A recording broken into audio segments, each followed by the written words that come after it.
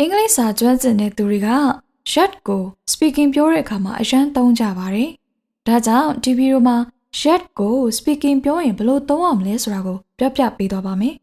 ။ yet ကိုတော့ adverb နဲ့ conjunction ဆိုပြီးတော့ပုံစံ2မျိုးနဲ့သုံးပါတယ်။ပထမဆုံး adverb အနေနဲ့သုံးပုံကိုကြည့်ရအောင်နော်။ yet က adverb နေရာမှာဆိုရင်ယခုထိယခုတိုင်လို့မြန်မာလိုဘာသာပြန်လို့ရပါတယ်။ပို့ပြီးတော့နားလည်သွားအောင်လို့နမူနာစာကြောင်းလေးနဲ့ရှင်းပြပေးသွားပါမယ်။ I haven't finished my homework yet. ငါအခုထိအိမ်စာမပြီးသေးဘူး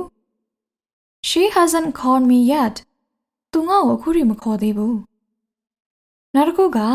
conjunction နေရာကိုရောက်သွားရင်တော့ yet ကတော့လဲဆိုပြီးတော့မြန်မာလိုပြန်လို့ရပါတယ်။မျက်နှာဥမာအနေနဲ့ပြောရမယ်ဆိုရင် I studied a lot for the test, yet I didn't do well. ငါစာမေးပွဲအတွက်အများကြီးလေ့လာခဲ့တော့လေကောင်းကောင်းမလုပ်နိုင်ခဲ့ဘူး။ It's cold outside, yet I refuse to wear a coat. အပြင်မှာအေးနေတော့လေကောက်ဝင်းကြီးဝတ်တာမျိုးငါမလုပ်ချင်ဘူး။ဒီမှာမှတ်ထားရမှာနောက်တစ်ခုက yet ကို negative အနေနဲ့မကောင်းပြောချင်တဲ့အခါမှာလည်းသုံးတာမျိုးရှိပါတယ်။ဥပမာ Have you finished your homework yet? မင်းအခုထိအိမ်စာတွေမပြီးသေးဘူးပေါ့။ဒီစာကြောင်းမှာဆိုရင်ပြောတဲ့သူအနေနဲ့စိတ်ပြက်လက်ပြက်နဲ့ပြောတာပါ။သူစိတ်ထဲမှာမင်းအခုထိမပြီးသေးဘူးလားမင်းမအချိန်နဲ့အများကြီးရှိနေတာဘာလို့မလုပ်တာလဲမင်းတော်တော်ပြင်းတာပဲဒီလိုမျိုးတွေပြောနေနိုင်ပါတယ်။နောက်ဥပမာတစ်ခုကတော့ You don't know yet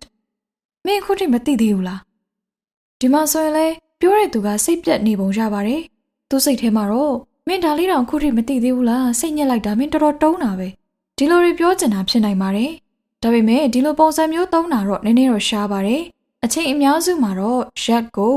adverb နဲ့ conjunction အနေနဲ့ပဲသုံးတာများပါတယ်။ကဲဒါဆိုရင်တော့ yet ကို speaking ပြောရင်ထည့်ပြီးသုံးတဲ့နည်းတွေကိုသိသွားပြီလို့ထင်ပါတယ်။နောက်ဗီဒီယိုတွေမှာဘယ်စကားလုံးတွေရဲ့အသုံးပြုပုံကိုသိချင်လဲဆိုတာ comment မှာရေးသွားပြီးလို့ရပါတယ်။ဒီဗီဒီယိုကတော့ဒီလောက်ပါပဲ။ See you all again in the next video. Bye bye everyone.